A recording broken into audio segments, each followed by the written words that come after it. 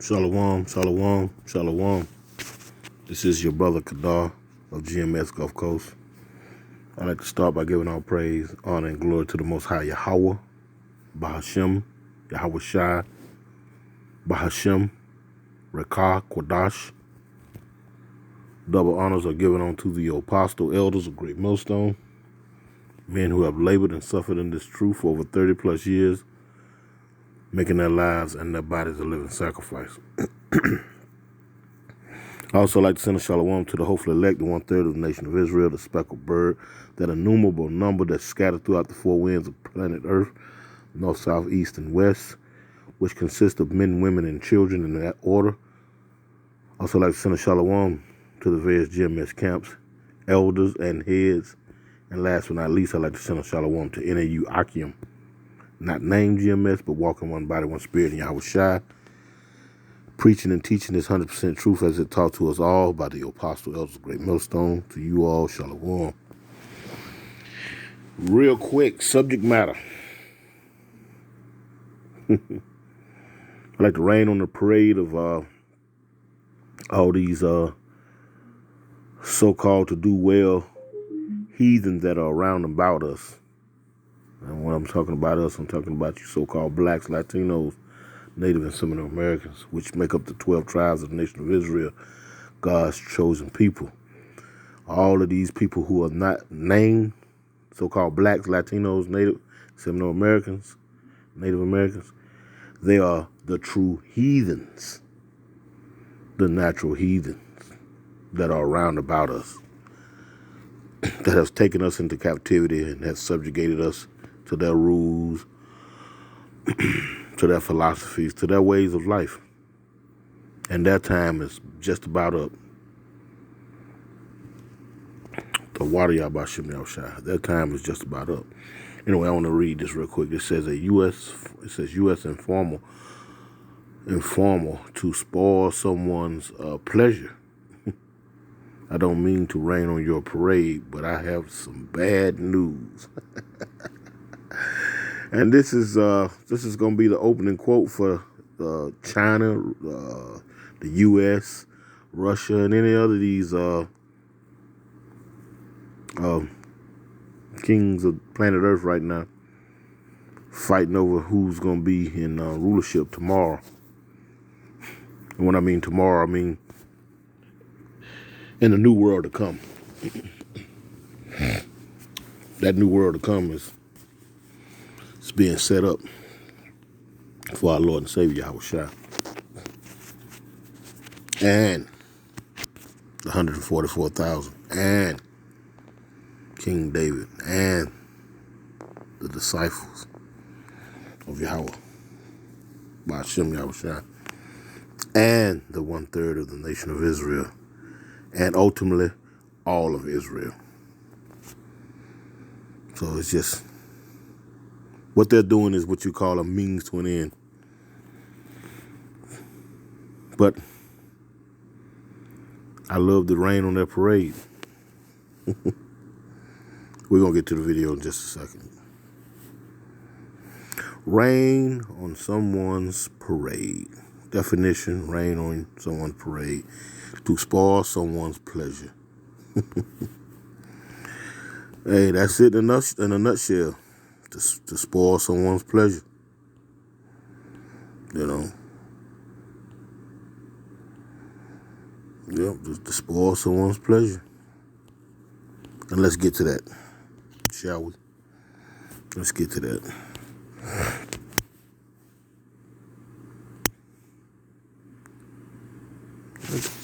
What this say?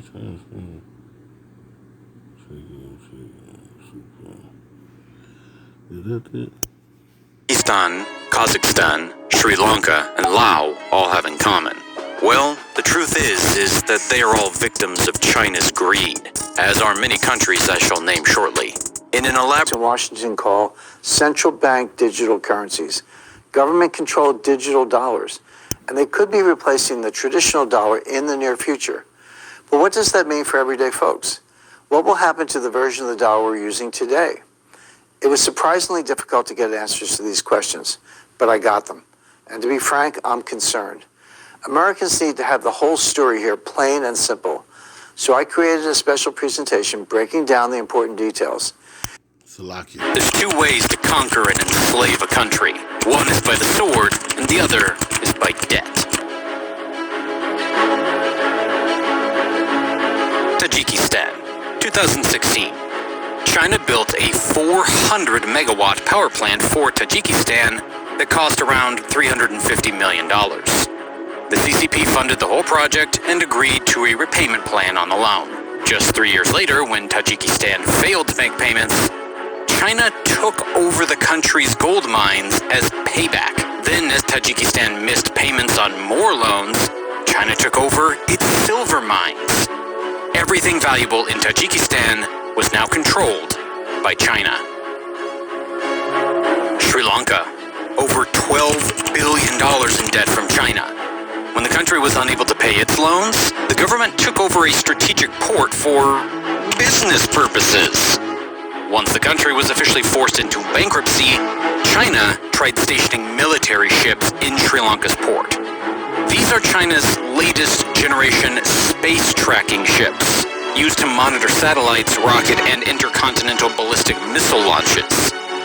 Plans were eventually pushed back when India caught wind of this news, asked Sri Lanka to deny the CCP permission to set up a military base so close to the Indian border. Pakistan, one of the biggest beneficiaries of Chinese loans, receiving more than $26 billion from the CCP and Chinese state banks, is now on the brink of bankruptcy. Money from China went towards building various infrastructure, including 12 power plants. Now, as the country struggles, these power plants have been shut down unless Pakistan makes an upfront payment on its loan. All these stories and more were all part of China's plan to increase its influence and power in the world. China wanted to overthrow the USA and become the superpower that every country listened to. And it was all going according to the plan. They were giving out loans under the disguise of help, and in return, they were getting all the important resources they needed. But then, something happened. Something that is now threatening the CCP's entire existence, and the CCP's plan to take over the world is crumbling right in front of them. But for us to understand why all of this is falling down like a house of cards, we have to first go back and understand quickly how China's initial plan worked. The Maldives, Sri Lanka, Tajikistan, Kenya's low. Ethiopia, Bangladesh, Pakistan is debt trapped by China. China will go where it sees its opportunities. For its part, China will own a little less than half the land. They are losing the market for their products to Chinese imports. And is suffering because of Chinese loans.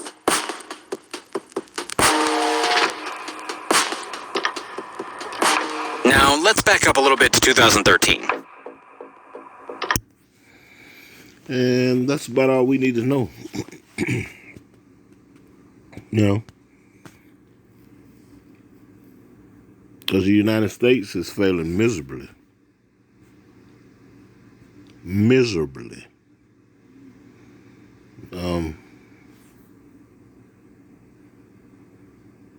There was a deal going on. Let's see. I can find it real quick. Babu Shah, Slovakia, just a minute. Slovakia. I made mention that the U.S. is all but up out of here as far as the world is concerned. Everyone is pretty much for the. It's unofficial, official, unofficial. All her allies, all her friends, and I'm talking about her, I'm talking about the U.S., are pretty much, you know what I'm saying, showing signs of stress, showing signs of finna turn their backs on them, you know, because all the things that have been, and this is, I'm going to tie this back into China and why China's doing what it's doing, but it's all going to fail miserably. And just like I said at the beginning of the video, you know, I hate to rain on your parade, but I really don't.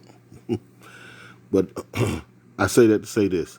The U.S. is failing miserably as well, as concerning Russia and Ukraine. Now they're calling it the war in Europe. because the U.S. those planned sanctions against Russia and China for the most part as well, they're failing miserably because the majority of the European country is dependent on Russian natural resources. And so the people, the everyday common people of Europe are now coming out, lockstep, arm in arm to tell their world leaders, tell the heads of states, look at here, don't worry about what's going on between Russia and Ukraine, mainly Ukraine, because in retrospect, that's hurting us with all these high-ass gas prices, Putin claiming that the Northern Stream pipeline needs to be shut down for repair, and you got the winter season coming in. All of that's going to hurt our bottom dollar. And when I say our, I'm speaking as the third person for the people of Europe, the everyday man, woman, and child of Europe, the people who have to go out and work these 9 to 5s day to day. Because as the prices rises, I know rather in the U.S. as the prices rise, your paycheck doesn't rise. They don't give you no increase in pay, but everything is going up, and I would imagine that's the same as well as in Europe. But the difference is those people are calling their world leaders or their heads of states to task about this, saying this, doing the biddings for the U.S. That's between the U.S., Ukraine, and Russia. Let them handle that. Because it seems as though Putin is holding the ace. I don't play cards, but he seems to have the United States in checkmate. Because the very people that the U.S. want to come to her aid, the Europeans, Great Britain, France, Germany, so on and so forth, those are the ones that their people, their everyday citizens are going to suffer the most.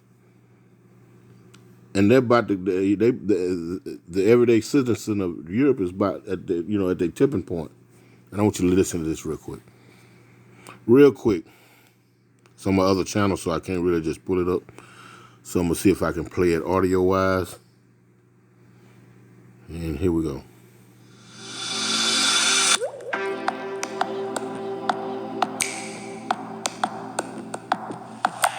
European unity hangs by a thin thread which is in the hands of Russian President Vladimir Putin. The initial enthusiasm among European nations to support Ukraine, come what may, seems to be wearing off. Why, you'd ask? Well, thousands of Europeans have begun coming out on the streets in protest of rising energy prices and soaring costs of living in their countries. In countries like the Czech Republic, Austria, France, Germany, and others, protesters are beginning to demand their governments keep their own countries' national interests above the interests of Ukraine. And this is beginning to worry the United States of America, which now thinks that Putin's campaign to strong-arm Europe into submission might just be working. Last Thursday, US President Joe Biden held a private video conference with over a dozen Western leaders. He had just one message for them. According to CNN, that message was, Europe must stay unified in punishing Russia despite Moscow trying to weaponize energy and break Western resolve. This was Biden's second such plea to European heads of states. Washington's request for Europe to remain united against Russia came amid skyrocketing energy prices that have made life rather miserable for ordinary people in the continent. The United States, as well as the European Commission, are now increasingly of the opinion that Putin's weaponization of oil and gas could fracture the bloc's unity and threaten the continuity of economic sanctions against Moscow. European nations face palpable threats of social unrest breaking out on the streets. Ordinary citizens simply don't see any sense in punishing Russia if it means they'd have to live under darkness and without heat over the coming months. This is another factor which is worrying the United States. US officials closely monitored a recent protest against high energy prices in the Czech Republic and are keeping a close eye on any signs of growing instability in Europe. Threats of a social unrest could immediately reverse the anti-Russian path European countries are walking on. There you have it. There you have it. So, the everyday citizen is coming out, against and protest against this ordeal, trying to punish Russia. These people saying, look, we what you need to have at foremost at the front of your agenda is the well-being of our country, point blank period. That's between Russia and the United States, which leaves room for world players like Xi Jinping here, the leader of China, to come in and make these absurd loans to these funding these building projects in Sri Lanka and Pakistan and all over, the Middle East and all over that area there. They're just taking a playbook, a play card out of the playbook of the United States. This is how they do. Minus the war. United States like to go in and tear up the place, and then they'll loan money to rebuild that country at the expense of that country. You understand? And if they're not able to pay back those loans, then they get their natural resources for X amount of generations. I'm talking about things like that. And so China is simply playing the same play out of the playbook that the U.S. is playing. And the U.S. is trying to demonize China for doing what the United States has been doing all along. But I hate to rain on their parade, which I really don't. I'm just using that as a statement. Hate to rain on your parade. But Esau is on his way out. And there will be no superpower that's going to rise up from these other heathen nations. It's not in prophecy. It's not in prophecy, It's not in prophecy. And anyway, let me grab real quick.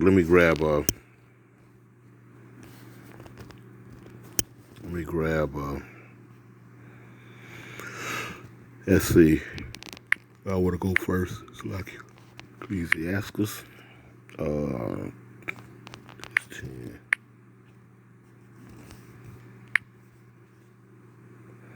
Let's go here real quick. This is Ecclesiastes chapter 10, a.k.a. Sirach. For far too long, these people have been running amok, They've been running amok.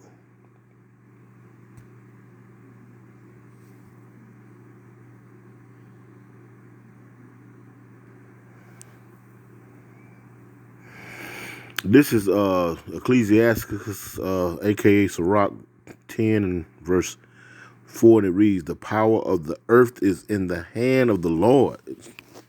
So, China's believing that they're going to be the next superpower and whatnot. It was never prophesied that they were ever going to be a superpower. It was never prophesied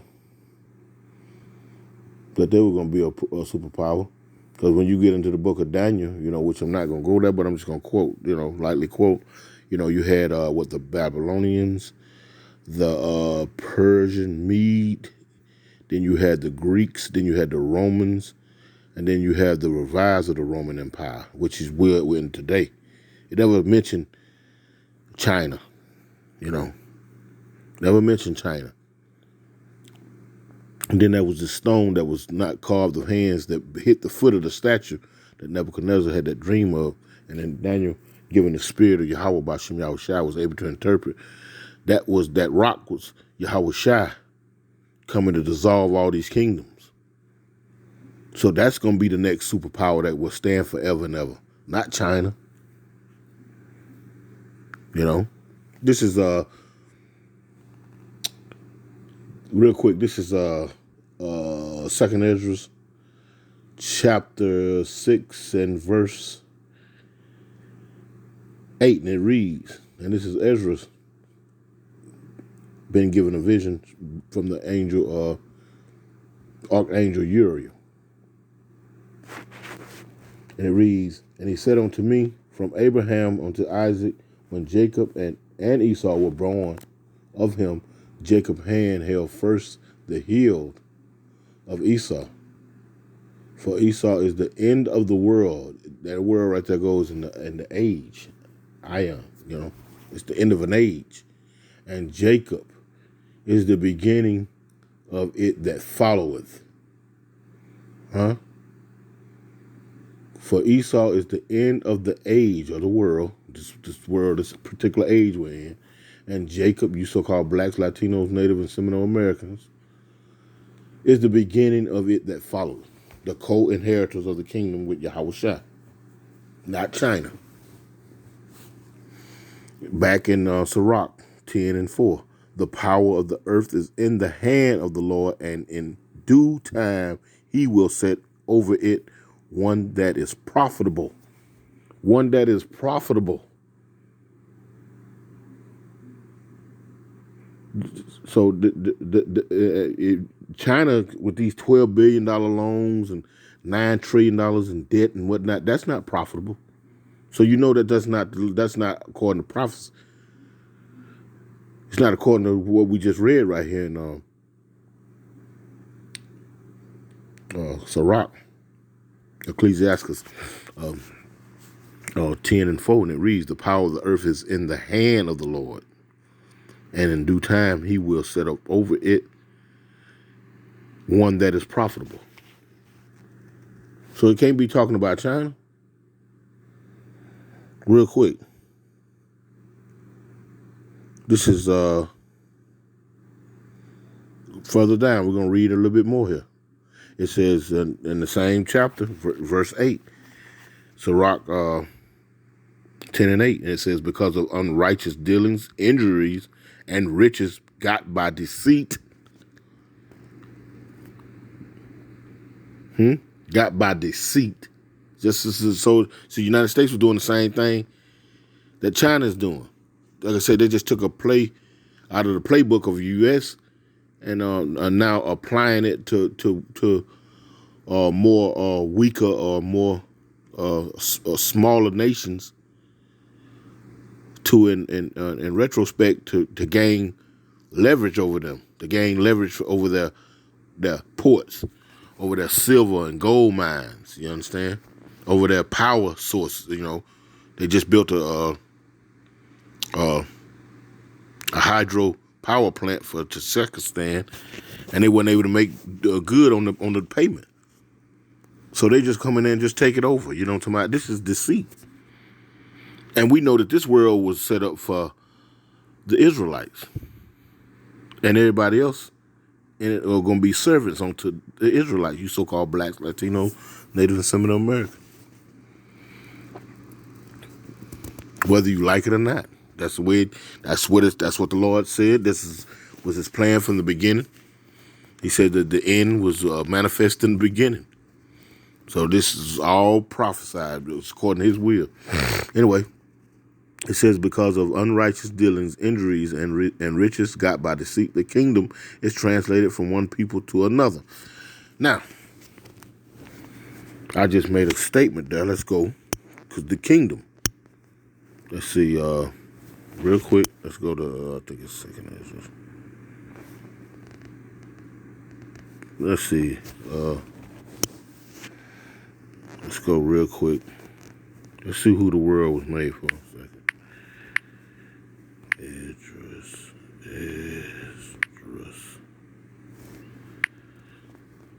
What is 6? Go. Second Ezra 6. Let's go here real quick. Let's read a little something here. This is Second Ezra.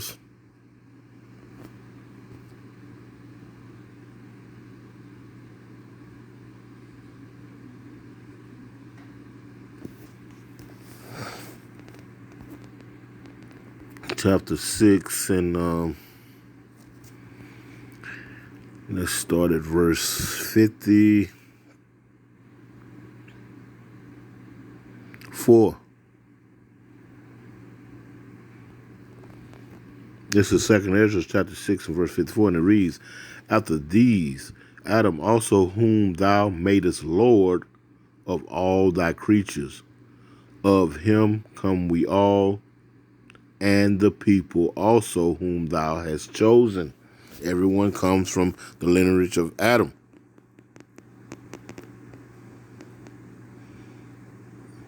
Noah came out of Adam. And then Noah had 3 sons, Ham, Shem, and Japheth. And we come from that line, all the people of the planet Earth. So we all extend back to Adam. But in particular, you so-called blacks, Latinos, Native and Seminole Americans, you come out of the line of Shem. But we all come of Adam. That's the point. Let's keep going. So that's the chosen right there. It says, of him come we all, and the people whom thou hast chosen. So everybody come from Adam and the chosen. Verse 55, it says, all this I have spoken before thee, O Lord, because thou madest the world for our sake. He made the world for whose sake? Let's read this again. Let's go back up to verse 54. It says, after these, Adam also whom thou madest Lord over all thy creatures, of him come we all, and the people also whom thou hast chosen. Verse 55, all this I have spoken before thee, O Lord, because thou madest the world for our sake, for the people who were chosen. He made the world for their sake, not for China, not for Esau, not for none of these white folks, not these Africans, not these Hawaiians, Polynesians, Fijians, whatever Indians, Verse 56, it says, as for the other people which also come of Adam, thou hast said that they are nothing, but be like unto spittle, and has likened the abundance of the abundance of them unto a drop that falleth from a vessel. So the rest of these people that are not chosen, they are nothing to the Most High, and has likened them to a drop of water that you can in a pail or in a pot or something. You might drop, you got it filled down there to the brim, and if your hands ain't steady enough, you're gonna drop or two gonna fall up out of there. Splash up out of there. And you ain't gonna be butthurt about no splash of water that fell out the pot or out the bucket. It is what it is. So the Lord ain't thinking about that drop. It says, verse 57, and now, O Lord, behold, these heathens, all these people that are around about us, because we were scattered amongst them, which have ever been reputed as nothing, have begun to lord over us and to devour us. Because we was, like I say, due to the curses, we were scattered amongst these people. We were separated from our power, and we became likened unto these people. Started acting and walking in the ways of them, and their heritage, and the way that they carried themselves. Started calling ourselves after their names and whatnot, Americans and whatnot, so forth. So these people have ruled over us and devoured us. Verse 58. But we, thy people, whom thou hast called thy firstborn, thy only begotten, and thy fervent lover, are given into their hands. And then when you read in the curses that you'll read, I think it's Deuteronomy 28 and 48, I believe, 47 or 48. It says, because you didn't want to serve the Lord with all joyfulness, and I'm paraphrasing, then the Lord shall send you to your enemies. So we were given into their hands according to the curses, just roughly paraphrasing. Now, this is the point right here, because this world is ours, not theirs. So there will be no China being the next superpower. That's not in prophecy. It says, if the world now be made for our sake, why do we not possess an inheritance with the world? How long shall this endure? Until the Lord Yahweh shall come back here. The world was made for our sake. You know? It was made for our sake. Matter of fact, let me show you what's going to happen to them. Let's go real quick. Because, see, this is just raining on their parade. This is going to be a real shocker to them. Because the Lord not dealing with them anyway, you know. So this is going to be a real shocker to these people. This is Isaiah 49, and let's see. Let's go real quick. Sing, heaven be joyful, break forth singing for his people, and will have mercy upon his afflicted.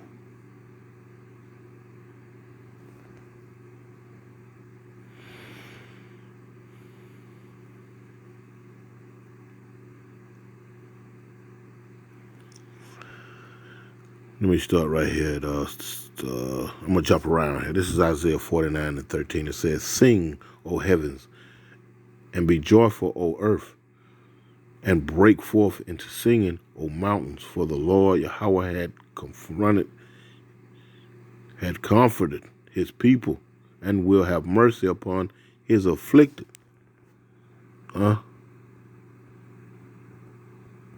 And all these different governments and whatnot, you follow what I'm saying? They're gonna be in better shape once the true people, whom the world was made for, are in rulership. Matter of fact, let me grab that real quick. I'm gonna come back to this. This is Proverbs 29 and 2. Read this, and it says,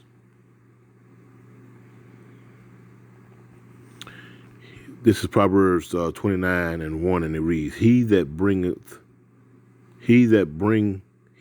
being often reproved, harden his neck, shall suddenly be destroyed, and that without remedy.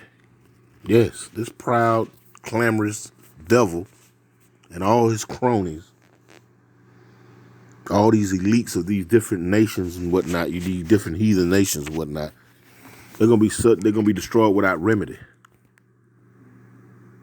You know, but check this out. It says, verse 2, when the righteous are in authority, the people rejoice. But when the wicked bears rule, the people mourn. And is that not what's happening right now? People are losing the rights to their natural resources and whatnot because they've been given loans by cronies, big bullies, and they've been given these loans and they're unable to pay them back. So in the fine print, we get your land, we get your resources, we get whatever. We get your ports. We get to set up military bases, just like the United States has done. Taking a play out of the playbook of the U.S. But at the same time, the United States wanted to make out like the things that China is doing is so wicked. But in actuality, they're just doing what they've seen this wicked-ass kingdom been doing. But when someone else is doing it, it's wicked as hell. That's a hypocrite. But that's what this place is all about.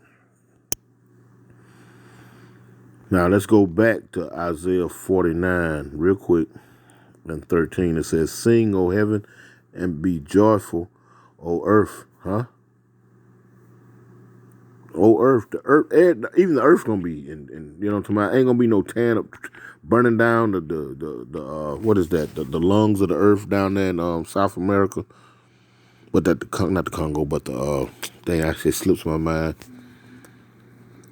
The rainforest down there. How can a rainforest catch on fire? You follow what I'm saying? Anyway, it says, sing, O heavens, and be joyful, O earth, and break forth into singing, O mountains, for the Lord Yahweh had comforted his people and will have mercy upon his afflicted. But Zion said, the Lord Yahweh had forsaken me, and my Lord had forgotten me.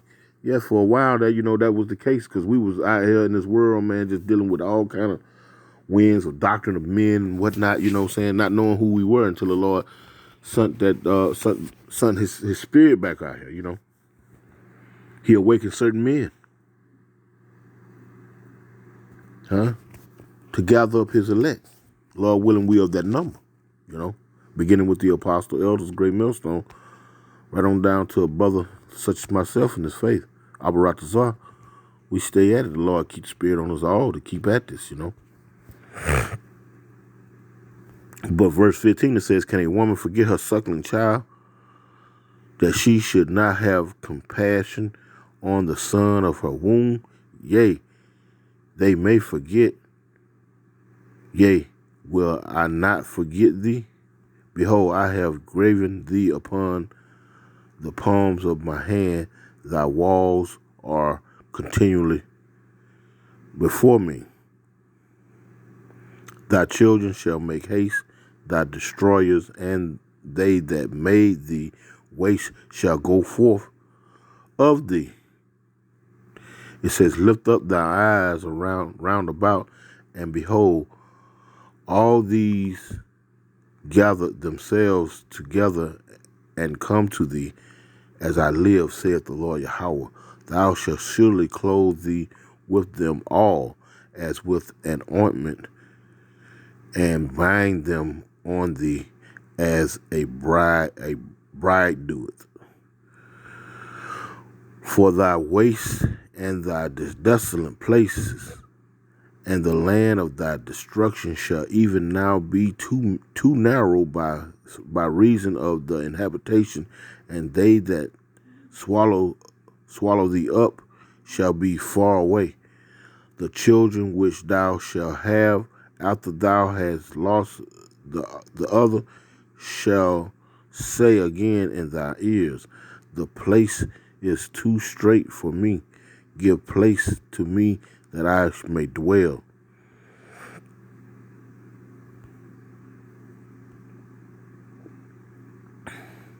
And I'm going to jump right down here to the point. Matter of fact, now let me just keep reading. It says, the children thou shalt have. Okay. Then shalt thou say in thy heart, who had begotten me these, seeing I have lost my children and am desolate, a captive, and removing to and fro, and who had brought up these? Behold, I was left alone. These, where had they been? Thus saith the Lord Yahweh power, behold, I will lift up my hand to the Gentile and set up my standard to the people, and they shall bring thy sons in their arms, and thy daughters shall be carried upon their shoulders, and kings shall be thy nursing fathers, and their queens thy nursing mothers. They shall bow down to thee with their face toward the earth, and lick up the dust of thy feet, and thou shalt know that I am the Lord Yahweh. For they shall not be ashamed that wait for me. So this is what they got for to look. I mean, this is what these other nations that have taken us captives, that have made us a spoil. This is what they got to look forward to, not being the next superpower. See, that's sadly mistaken. The Lord got them in a trick bag. They're going into slavery. Contrary to their popular belief, they're going into slavery. This is Daniel 2 and I'm gonna close out. I've been going on a minute here. This is Daniel's 2 and 44, and it reads, it says, and in the days of these kings shall the God of heaven set up a kingdom which shall never be destroyed, and the kingdom shall not be left to other people, but it shall break in pieces and consume all these kingdoms, and it shall stand forever. So, that's, it's funny when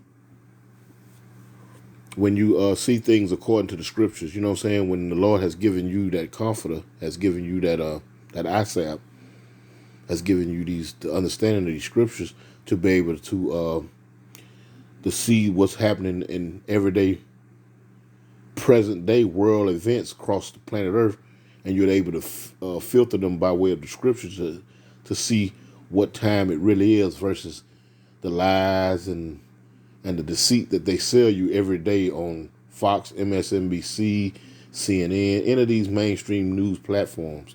You really have to search deep and beyond those certain news platforms to get some sliver of the truth. But even there, you still have to filter this by way of the scriptures. Anyway, I'm going to end it right there.